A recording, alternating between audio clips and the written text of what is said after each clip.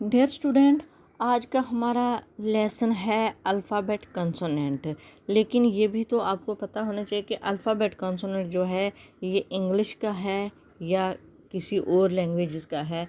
ये आपको इसको देख के ध्यान में आएगा कि ये हिंदी है। हा ई नादा ई हिंदी। ये हम किसका पढ़ रहे हैं? हिंदी का कंसोनेंट बोल रहे हैं, जिसको हम व्यंजन कहते हैं।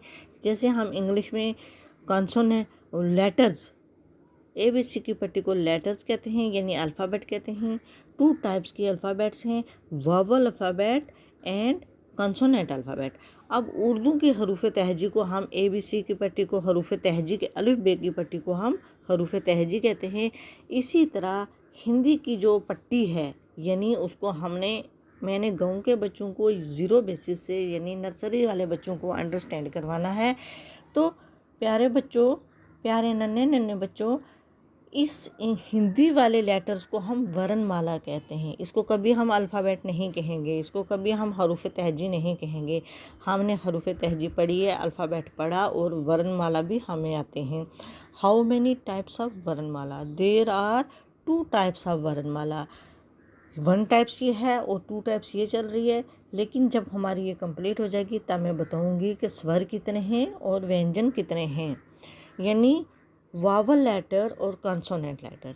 ये लेटर्स बोलते वक्त हमारी ज़बान और होंठ टच नहीं होते हैं, लेकिन ये बोलते वक्त हमारे टच होते हैं, तभी इसको व्यंजन कहते हैं। व्यंजन को इंग्लिश में कंसोनेंट कहते हैं, ताकि हमें इसका हिंदी का मीनिंग भी आना चाहिए, हमें पता चलना चाहिए कि इसको क्या कहते हैं। व्यंजन तो हम पढ़ लेंगे, हमें ये पता नहीं चलेगा क्या है।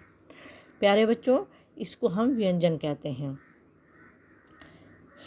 आपके लिए हिंदी की अंडरस्टैंडिंग के लिए मैंने पहले इंग्लिश, कोंकणी इंग्लिश और उर्दू का इस्तेमाल किया है। कीफ अलिफ का, इट मीन्स ये वर्ड हमारा हिंदी का जो है ये है का से कबूतर। का लिखने का तरीका ऐसे लाइन लगानी है, ऐसे लगानी है। ये हो गया हमारा का से कबूतर। खा, खेलिफ खा, इसका मतलब ये वर्ड जो है हमारा हा है। हा के लिखते वक्त हमने ये ध्यान रखना है, एक सिंपल सा हमने 2 बना देना है। ओके, 1 डालना, उसको हमने ऐसे कर देना है। ये बन गया हा से खरगोश, हा से खरगोश। ये ज़ीरो बेसिस जो गाँव के बच्चे हैं जिनको हिंदी बिल्कुल नहीं आती है, इसलिए मैंने साथ में उर्दू का दिया है, तो उर्दू की मिसाल देखकर बच्चे हिंदी में ये पढ़ लें कि ये वर्ड क्या है। अब आपको हिंदी का वर्ड ये याद रहना चाहिए। गा फल्फ गा से गिलास भी हो सकता है, गा से गाय भी हो सकता है। इसमें हे की साउंड हमारे गले में नहीं आ रही है। गा हमने कैसे लिखना है? गा हमने ये लाइन लगानी है, ऐसे करना है, शार्ट सा हमने ये लेना है गा, बस शार्ट में गा। ये जो पॉइंट्स आ गया है, ये पॉइंट्स कभी नहीं आना चाहिए, इससे हमारा सेंटेंस हिंदी में चेंज हो जाता है। गा, ओके। गा से गिलास, गा जिसमें हिकमने का इस्तेमाल करते हैं, जिसे हम गहास कहते हैं। गहा, GAHA, गहा, गाफ हिकमने गहा से गहास, गा से गहास। हमें ये एक लाइन लगानी है। उसके बाद हमने क्या करना है, ये लाइन लगा के ऐसे उल्टा सा 3 डाल देना है, ये ऊपर टच होना चाहिए। ये बन गया गा से गहास, CHA, चेलिफ चाह। अब चा जो है, चा कैसे लिखा जाता है? हमने ये लाइन लगा दी, लाइन लगाने के बाद हमने ऐसे किया, ये टच हो गया, ये बन गया चाह से चाहे। देखो, हर का मीनिंग दो का हा, गा खा, गा हा, गा गा, छा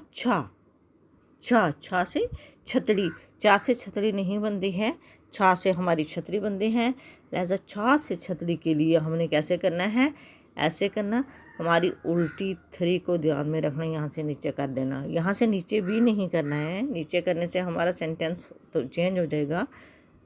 हमारा वर्ड डिफरेंट हो जाएगा। हमने उल्टा 3 डाल के बस इतना ही रखना है, सिर्फ उल्टा 3 डालना है और बीच में गोल कर देना है। यहाँ से नीचे नहीं लगाएंगे, नीचे करेंगे तो आगे हमारे पास वो अल्फ़ाबेट भी हैं, वो भी मैं आपको समझाऊंगी। इसलिए इसको आपने ज़रा ध्यान में रखना है। का से कबूतर, खा से खरगोश, गा से गिलास, गहा से घास, चा से चाय भी होता है, चम्मच भी होता है, चाचू भी होता है। जो चे से बनते हैं वो सारे इस चा से शुरू होते हैं।